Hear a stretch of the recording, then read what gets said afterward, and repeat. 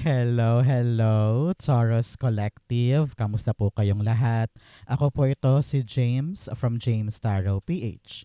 Ito po ang inyong weekly reading for July 27 hanggang August 2. Nako, tatawid tayo ng bagong buwan. Kaya naman ano po naghihintay sa inyo? We'll see, we'll see. But first, ihanda mo na Taurus ang yung isang tanong ha. Kung meron kang pangmalakasang one question, hawakan nyo po yan. At sa dulo po, atin po yung sasagutin by using these cards. Okay? Antabayanan nyo po yan. Let's begin. Inhale and exhale. Holy Spirit, Spirit guides, guide us for today. Your cards for the week. Ooh, beautiful. Siya nga pala mga mahal kong Taurus, maraming salamat po ha sa lahat po ng mga hindi nag-i-skip ng ads, nagla-like, nag-share, nagko-comment at patuloy pong sumusuporta sa atin every time po na meron tayong libreng reading para sa inyo. Hello, hello po sa mga new subscribers natin. Welcome po sa ating channel. Naway nag-enjoy po kayo, kaya i-share nyo po yung ating video. And please, please, help me. Do not skip your ads. Okay? So, at the bottom of your deck, meron kang the Hierophant. Wow, wow, wow. Ramdam ko dito, Taurus, may basbas ka. May basbas ka tungkol sa isang bagay. Naramdaman ko dito yung pagtaas, pag-angat. You will feel accomplished. Meron kang hinihintay na tawag, approval, confirmation. May hinihintay ka na sagot na oo, no? From something, and it will be given to you. Meron ding pampamilya, parang merong ikakasal, merong magpapa-house blessing, merong bubuksan na new business. It's all about you. Really, parang kino-confirm mo yung sarili mo sa isang bagay, nagko-commit ka sa isang bagay na alam mong para sa'yo. No? Kaya asahan yung pagtugma. Talagang basbas ito, blessing tungkol sa isang bagay. Congratulations. What you have really worked hard for, you will earn it at makukuha mo na, wow, ito na yung time ko. This is divine timing. Congratulations. Okay? In your core energy, ito ka, you have the Ace of Pentacles. Merong ibibigay sa'yo this week si Universe, si God, na isang bagong pagkakataon o isang bagong biyaya. Maaring pera ito, baka may magbayad sa'yo or may magpautang sa'yo. O kaya merong isang opportunity na talagang hindi mo tatanggihan dahil chance ko na to for blessing or kaperahan. Ano? Itong bagay na ito na matatanggap mo this week ay susi mo para makapasok ka sa bigger goals mo. Halimbawa, this week, pinahiram ka ni tita ng tiyahin mo ng pera papuntang Maynila. So yung biyayang yun, ang magagamit mo para makapunta ka sa Maynila, makapag-apply ka sa trabahong gusto mo. O halimbawa din, si pinsan binigyan ka ng brochure. Nabasa mo doon na, ay, pwede pala ako as VA. Pwede pala akong mag-apply ng VA sa gantong company. Yun ang susi mo for bigger goals, di ba? So kung ano man tong biyayang ito, tanggapin, yakapin, at makikita mo na yan yung paraan at daan para matawid mo at makuha mo yung matamis na oo na gusto mo. Talagang blessed na blessed ka. Merong malaking biyaya sa'yo. Magician, wow. Minanifest mo daw to. Minanifest mo to. Hiniling mo to kay God na sana dumating na, sana mapasa kamay ko na, sana makuha ko na, ayan, nasa kamay. Binigay na binigay. Kaya anong dapat gawin ni Taurus? Magtiwala sa iyong sarili. Kayang-kaya mo to. Huwag na huwag pagdududahan ng sarili pagdating sa mga dumarating na chance. Example, lumapit sa'yo si boss, sabi niya, uy Taurus, parang open ka for promotion. Mag-apply ka na. Magbigay ka na ng documents for your promotion. Parang sabi mo, kaya ko ba? Teka, hiniling ko lang to. Kayang-kaya ko na ba? Yes, kaya mo. Kaya magtiwala ka, umaksyon ka. Yakapin mo to para makuha mo yung matamis na oo at level up. Congratulations. Okay? So, mga Taurus, ano ba tong biyayang ito na talagang ninanais mo, minamanifest mong gusto mong dumating na, naku, comment down below. Talagang i-manifest natin yan, hilingin natin yan. It will happen for you. Okay? In the area of what you need to focus on, meron kang the Emperor card, katapangan. Yun ang kailangan mo ngayon, katapangan, na talagang yakapin ito, panghawakan ito, maging responsable ka dito, ibigay mo yung full effort mo dito, para yung oo ay makuha natin. Para yung matamis na bunga ay ma-receive natin. Kaya kung duwag-duwag ka ngayon at medyo kinakatakutan mo yung mga bagong bagay, baka masayang yan, baka mapunta yan sa iba. So believe in yourself. You can make it. Maging disiplinado ka, maging matapang ka, maging palaban ka. Walang ibang lalaban para sa'yo kundi ikaw din mismo. Okay? So now, take a deep breath and exhale. Sabihin mo, ito na yon, chance ko na to, babawi na ako, lalakad na ako. I will fight for this. Good for you. Okay? Clarify natin. Emperor card, I don't know why, pero sabi rin dito, kung ano man yung pinapatagal mo, kung ano man yung iniisang tabi mo, baka panahon na para ayusin yan, gawin na yan, lakarin na yan, parang ganun eh. Meron kang isang bagay na ini-install. Parang, dyan muna yan, mamaya na. Okay, bukas na yan, bukas na yan. Pero kailangan talagang harapin na ngayon. Maging matapang ka na para gawin na siya. Emperor, the Five of Pentacles. 5 ang nandito. And 5 din si Hierophant. Sinasabihan ka talaga ng change, pagbabago. Pagbabago sa iyong kapalaran, pagbabago sa iyong ginagawa, pagbabago sa iyong destiny or buhay ngayon. No? Knight of Wands at the background, talagang sugod, laban, bira, no? Charging forward, walang panghihinayang or walang panghihina, no? Hindi ka makikinig sa sulsol ng paligid. Sabi mo, time ko na, lalaban na ako, gogora na ako. Here, with the 5 of Pentacles clarifying our Emperor card, sinasabi niya, kung talagang gusto mong makalaya sa struggle na ito, kikilos na tayo. Halimbawa, ngayon, wala kang trabaho, wala kang pera, pero nakita mo, ay, gusto kong simulan itong barbecue stand, pero naiilang ako. Hindi ko alam kung dapat ko na bang gawin. Hindi ko alam kung masarap ba yung timpla ko. Nako, paano to? Baka hindi tangkilikin. Paano mo malalaman kung hindi mo susubukan? Daanan mo yung proseso. Mahirap syempre yan sa simula, pero along the way, you can do it. You can manage this. So, just relax. Kahit walang tumulong sa'yo, kahit solo ka lang dyan, tapangan mo ang sarili mo na ilaban to hanggang sa makalagpas ka. Okay? Importante yan. So, mga Taurus, kwentuhan time. Ano yung favorite mong ulam? Ako, favorite ko sinigang and lumpia. Ikaw, what is your favorite ulam? Baka kakakain mo lang kanina, comment down below. In the area of what you need, the sun, positivity. Yun ang kailangan mo. Naku, kailangan dito manalig sa sarili, yakapin itong bagong blessing, maging matapang, lumaban kahit mahirap, and then think positive. Na kaya ko to, magagawa ko to, posible to, successful to. No? If you believe that you can do it, it will happen. If you believe na dapat puro positibo lamang ang laman ng isip ko, it will bring you sa katuparan yan.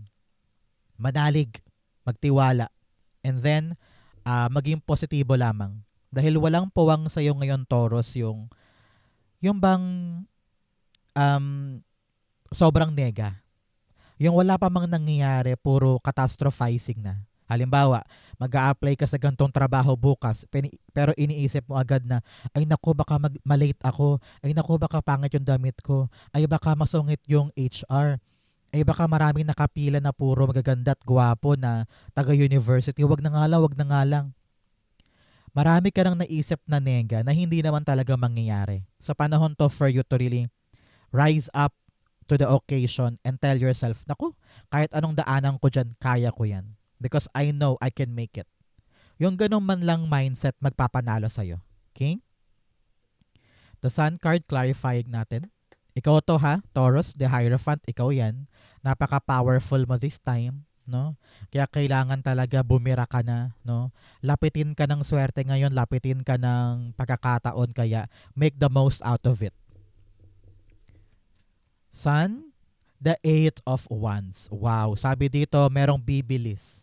Merong bibilis na bagay sa buhay mo this week. Akala mo mahirap, akala mo nakapagod, akala mo hindi ko atato kaya. Pero kapag naging positibo ka lamang, nakita mo yung halaga nito, gagaan eh. Gagaan yung feeling and bibilis yung kilos mo. Example, um, pagod ka ng kumpletuhin yung mga dokumento dahil sabi mo parang ang haba-haba ng pila, ang daming kailangang asikasuhin. Pero nung na-realize mo, ay, para sa mga anak ko to eh. Kapag nakapasa ako sa mga pipilahan ko, para sa anak ko to. So, bibilis ka. Na parang, sige, lakarin na. Kunin na yan. Kasi anak ko mag-benefit dito. So, that realization, that clarity will make you a faster mover this time. 'Di ba? So, sugod laban. Pag lumalabas po si Eight of Wands, ibig sabihin, nasa tamang direksyon ka. Nasa tamang ruta ka. Kaya mag-focus ka dito sa opportunity na ito dahil yan talaga yung magpapa-flip ng kwento ng buhay mo. Congratulations. Merong bibilis pong acceleration o resulta or development kaya kailangan talaga active ka dyan. Kayang-kaya mo yan. Okay? In the area of what's affecting your current energy, meron kang the Five of Pentacles. Alam ko hirap ka na pagod ka na, walang tumutulong sa'yo, you feel so isolated, you feel like, kaya ko ba talaga to? Kaya ko bang idiretso to? Am I wasting my time? Marami kang tanong na ganyan. Pero sabi dito, hindi eh. Talagang sugsugin mo lang yan, Taurus. Idiretso mo lang yan. Huwag kang mapagod. Huwag kang panghinaan ng loob dahil makakamit mo na yung opportunity na minanifest mo. Yung isang biyaya, isang pintuan, isang grasya na magpapabago ng paghihirap na ito. Kumbaga narinig ko yung word na, naku, sulit lahat. Sulit lahat ng pagod, lahat ng iniyak mo, lahat ng pinagpuyatan mo, lahat ng sinakripisyo mo dito, sulit. Dahil papunta ka sa grasya, papunta ka sa direksyon ng pagkakataon na matagal mong hinintay, matagal mong pinagdasal. At kapag dumating na yan, pagkatiwalaan ng sarili na, kaya ko to, ilalaban ko to, I will just think positive at ifo-focus ko yan. Okay? Clarify natin. The Five of Pentacles, you have the King of Pentacles. Yes. Sabi dito, merong tutulong sa'yo na isang taong very, very accomplished.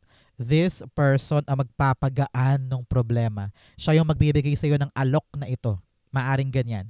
Halimbawa, ito ay negosyante, aalokin ka niya na, uy, balak mo magtrabaho para sa akin. Or may opening kami, wanna try? O kaya, kapitbahay to o kaibigan mo or kamag-anak mo na mapera, baka pautangin ka, pahiramin ka ng pera, ganyan, para matupad yung plano mo, no? This person ang uhulog ng langit sa'yo. Siya yun talaga mag-push sa'yo to be brave, to see the beauty and positivity sa mga ginagawa mo, at siya yung mag-open up ng door para sa'yo. Talagang may basbas, may blessing, merong approval. Parang siya yung mag-a-approve sa'yo or magbibigay sa'yo ng go signal, parang ganyan. So congratulations, aalis ka na sa struggle na ito. Claim it para sa'yo yan. In your near future, eto ka, ang tabayanan mo 10 days or 10 weeks after watching this video, talagang makakabangon ka na mula sa mga kinalugmukan mo. Alam ko na nahirapan ka itong mga nakaraang buwan, hence the Five of Pentacles, doble pa, no? Talagang sinasabi niya na, huy, alam ko nahirapan ka, alam kong kumayod ka, alam kong nawalan ka ng pag-asa. Pero in the 10 weeks coming up, talagang totally makakalaya ka na dyan. Nanumbalik yung pag-asa mo dahil merong handog sa'yo na bago. May biyaya sa'yo na bago. Hulog to ng langit for you. So congratulations. You are now renewed, rejuvenated, at talagang solid kang nakalaya sa lumang buhay. Kaya sulitin mo to, Taurus. Huwag mong sasayangin. Dahil hindi lahat, no? Hindi lahat binibigyan ng gantong chance to elevate or to change their lives.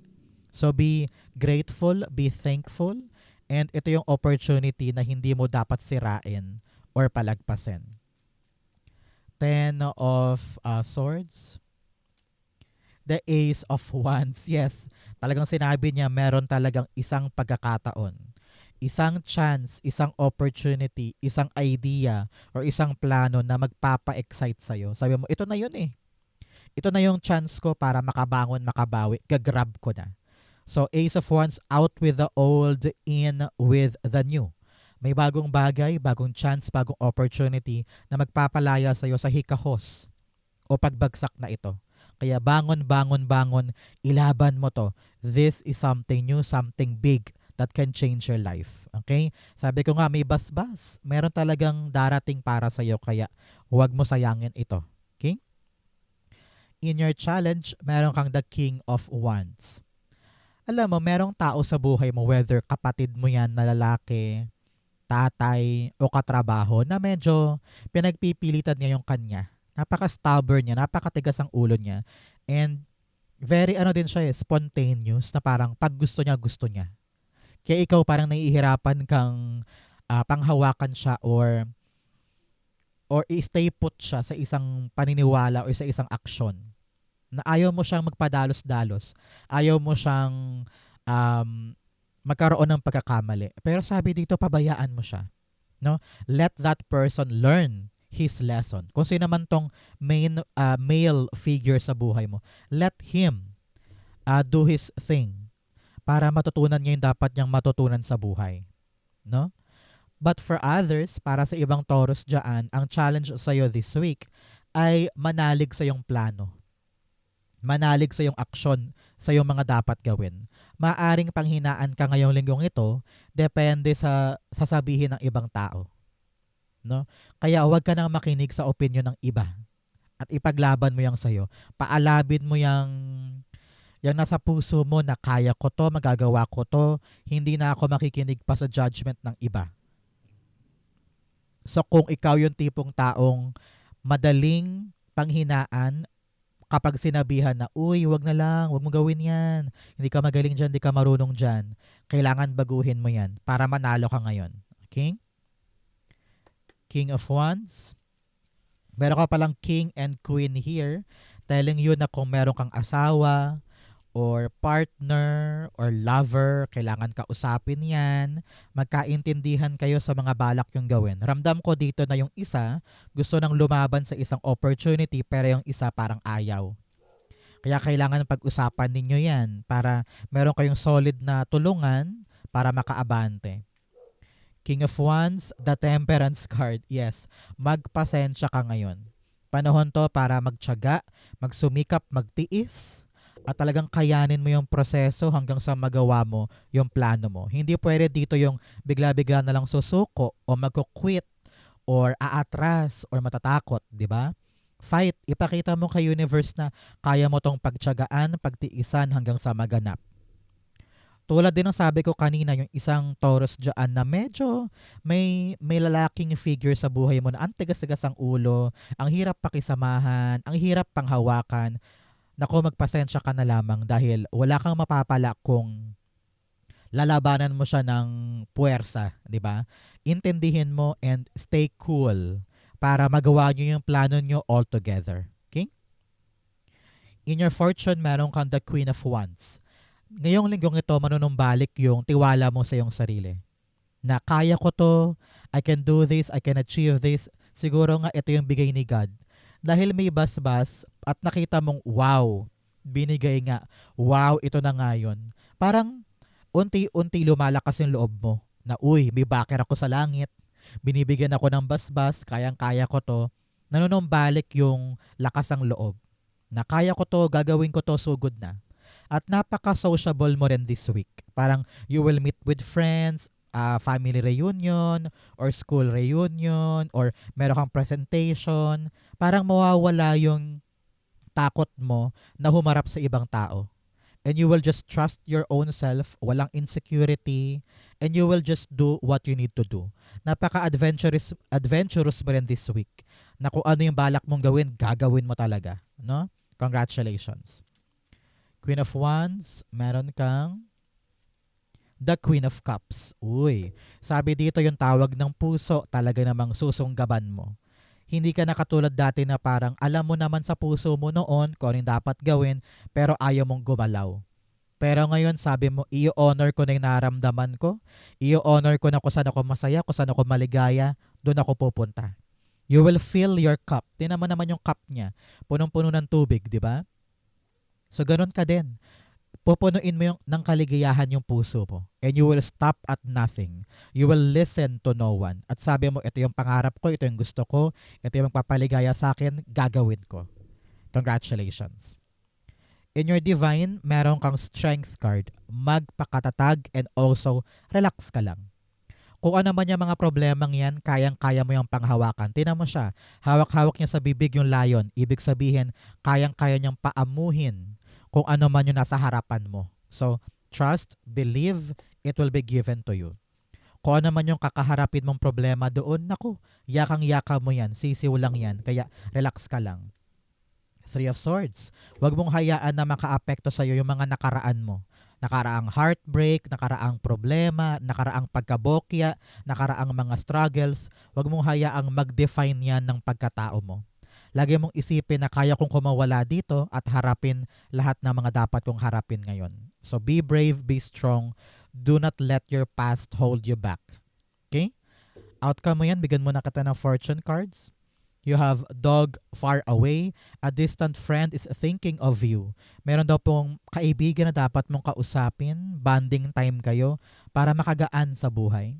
You also have valley, deep, personal strength, and peace that assures success. Sabi dito, magpakatatag, magpakatibay, kalmado ka lang, sigurado ang tagumpay.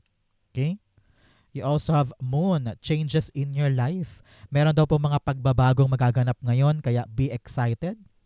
You also have someone is trying to come between you and a friend or something that you want. Meron daw pumipigil sa'yo na maabot yung gusto mo or kaibigan mo or kakilala mo. Kaya buwagin lahat ng balakid. I-make sure na ikaw ay ready harapin, pag-usapan yung mga dapat pag-usapan para planchado. Okay? Ang outcome ni Taurus for July 27 to August 2, the Seven of Cups. Beautiful. Palakpakan muna. It's all about you putting all of your dreams in your reality. Yung dating pangarap lang, may chance ka na ngayon na magawa siya in your reality dahil sa blessing na ito. Maaring pautang talaga yan, or merong magbabayad sa'yo, or merong magbubukas sa pintuan, kaya ikaw parang kitang-kita mo na, matutupad na yung isang hiniling ko. So congratulations. Wish granted, dream lang noon, reality na ngayon. Congratulations. Narinig ko rin dyan na parang malulusaw na yung confusion. Malulusaw na yung paiba-iba. Meron ka ng solid na mapanghahawakan at yun yung tutumbukin mo. Okay? Seven of Cups, the Queen of Wands. Maging confident ka lang, pagkatiwalaan ng kakayanan. Hindi ito ang time para i-big deal mo yung mga insecurities mo, yung mga kahinaan mo. Listen to what you really want and push for it. Congratulations. Okay? Sa Taurus, dako na tayo sa yung isang tanong, isang sagot. Pumikit ka na dyan. Isipin mo yung one question mo. Inhale and exhale the answer to your question. Meron kang Chariot, Temperance card, and the Hermit card. Beautiful. At the bottom, meron kang the Queen of Swords. Meron kang isang bagay na iniisip mo kung ano ba yung dapat kong gawin, ano ba yung solusyon ko, paano ka ba ito imamaneuver. Pinapayuhan ka ngayon, Taurus, na kailangan maliwanag sa isip mo kung ano yung future na gusto mong tahakin. You need to decide now. Moving forward ba tayo or aatras? Ikaw ba'y kontentong nakakulong dyan sa comfort zone mo o handa ka nang lumaban ngayon? Panahon to para ipakitang gilas yung sarili mo. Aksyonan, tiyagain, maging matapang, maging pasensyoso na dadaanan ko yung proseso. Pero ngayon lalarga ako. I will charge forward. I will do my best. Meron kang 3 major arcana sa reading mo today. Narinig ko na malaking epekto sa buhay mo yung tinatanong mo. Kaya importante, sigurado ka sa action mo.